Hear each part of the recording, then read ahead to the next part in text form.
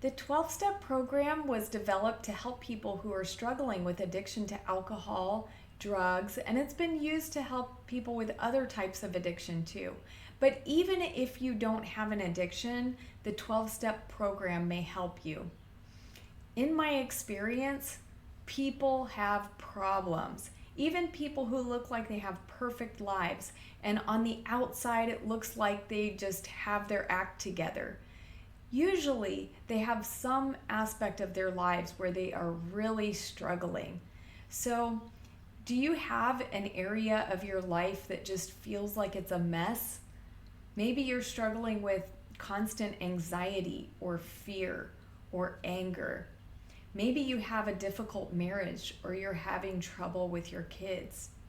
Maybe you have trouble sleeping or trouble with your eating habits. Maybe you have a boss that's mistreating you, or maybe you're in financial distress. Whatever your problem is, the 12-step program can benefit you. Let's go through these 12 steps together. Step 1, we admitted we were powerless over blank and that our lives had become unmanageable. Put your problem in that blank. You can admit right now that you have tried unsuccessfully to change your situation. Start by admitting that you are powerless and that this situation is having a negative impact on your life.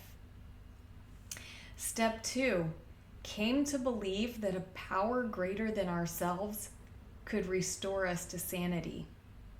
Maybe you've been trying to fix yourself or your problem without God. Even people who have a strong faith in God can still sometimes keep God out of their problems.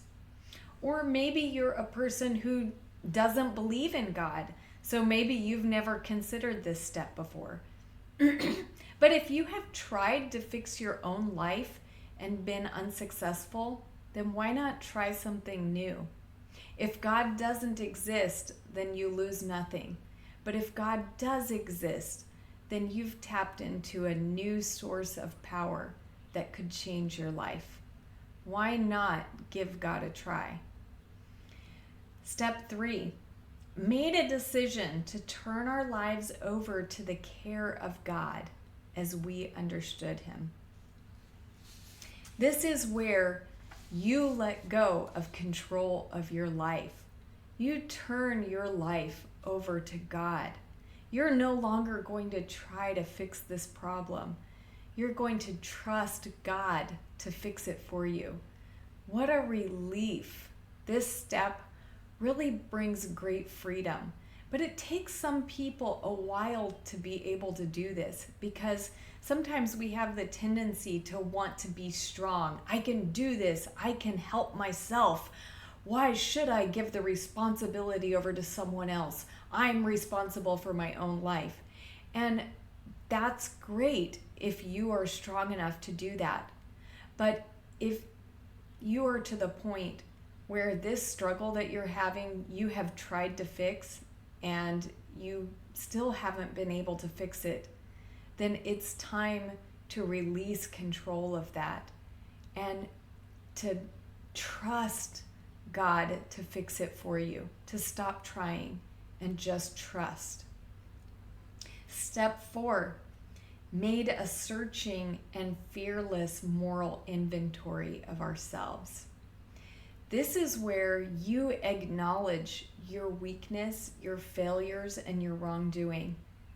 Many people are afraid to actually admit the failures and wrongs they have done. It can be a hard thing to do. This step takes courage. But do it. Be honest with yourself. Write it down.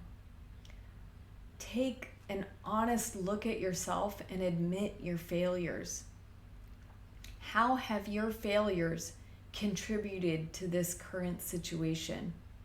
And maybe the problem that you're having seems unrelated to your own failures. But this is an opportunity to have restoration in every area of your life. And sometimes you'll discover that things that you didn't think were related are closely connected. Step 5, admitted to ourselves, to God, and to another human being the exact nature of our wrongs. This step also takes courage, but it brings great freedom. Admit your weaknesses, failures, and wrongdoing to a person you can trust, and preferably not someone who is connected to the problem. Step 6, we're entirely ready to have God remove all these defects of character. Now that you've admitted your flaws to yourself and another person, make the decision that you would like these flaws to be removed. Step 7, humbly ask Him to remove our shortcomings. Ask God for your flaws and weaknesses to be removed. Step 8, make a list of all persons we had harmed and became willing to make amends to them all. How has your failure affected the people around you? Make yourself ready to do what is right, to correct the wrongs that you've done to others. Step 9, make direct amends to such people wherever possible, except when to do so would injure them or others. Is there someone you need to apologize to? Is there someone that you owe something to? Maybe you owe someone money, and now is the time to pay. Now is the time to apologize. What can you do to make things right? Sometimes all you can do is apologize, but other times there are actions that you can take to make amends.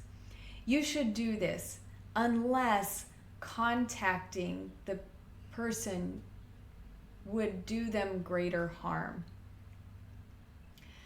So consider what you can do to make amends, and consider the effect that it will have on the person that you want to contact.